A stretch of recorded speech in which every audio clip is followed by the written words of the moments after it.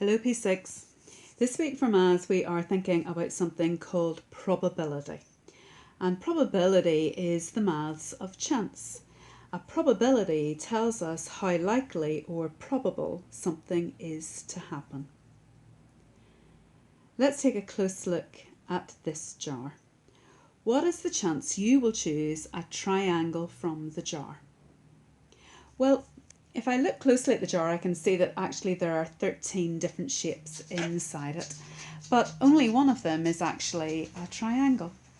So is the chance of choosing that triangle likely, impossible, or unlikely? Well, it's not impossible. I could choose a triangle, so it's not impossible. Am I likely to choose a triangle? Well, if there's only 1 out of 13 there, then that's not a good chance. So I'm not going to say that I'm likely to choose a triangle. Therefore, I can say that it's unlikely I could choose a triangle. There is a chance that it could happen, but chances are it won't. Let's look carefully at this jar. What is the chance you will choose a circle from the jar? Is it likely, impossible, or certain? What do you think? Well, when we look at the jar, we can see that actually every single shape inside it is a circle. So that means if I was to put my hand inside that jar, I'm definitely going to choose a circle. Which of those words means it's definitely going to happen? It's C, certain. It's certain that I will choose a circle from that jar. Let's look at a third jar. And again, it's asking, what is the chance you will choose a circle from the jar? Well, when I look closely at this jar, again, there are 13 shapes inside it. Let's count the circles. So 1, 2, 3, 4, 5, 6, 7. There are 7 circles. 7 out of the 13 shapes are circles. So if 7 out of 13 are circles, well, that means 6 are not circles. And I can see 3 squares and 3 triangles.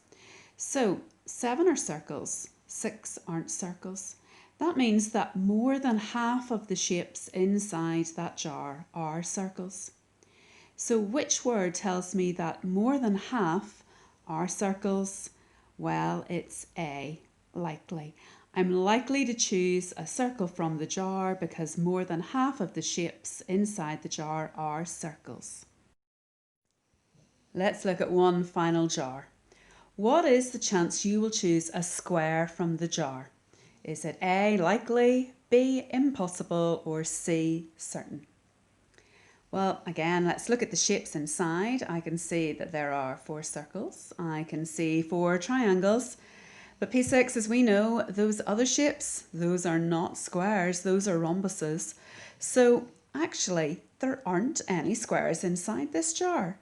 So what is the chance that you will choose a square from the jar? Well, there's no chance that it will happen. So which of these words means there is no chance? Of course, it's B, impossible. It is impossible to choose a square from this jar because there aren't any there. For the first of our probability activities, you are going to be using 6 different probability words or phrases. So let's take a look at what each of them actually mean.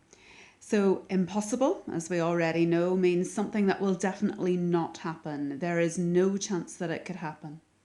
If something is very unlikely, well, there's only a very small chance that it will happen. Unlikely means there is a small chance that it will happen, but it's still less than half. If something is likely to happen, there's a good chance that it will occur. It's more than half.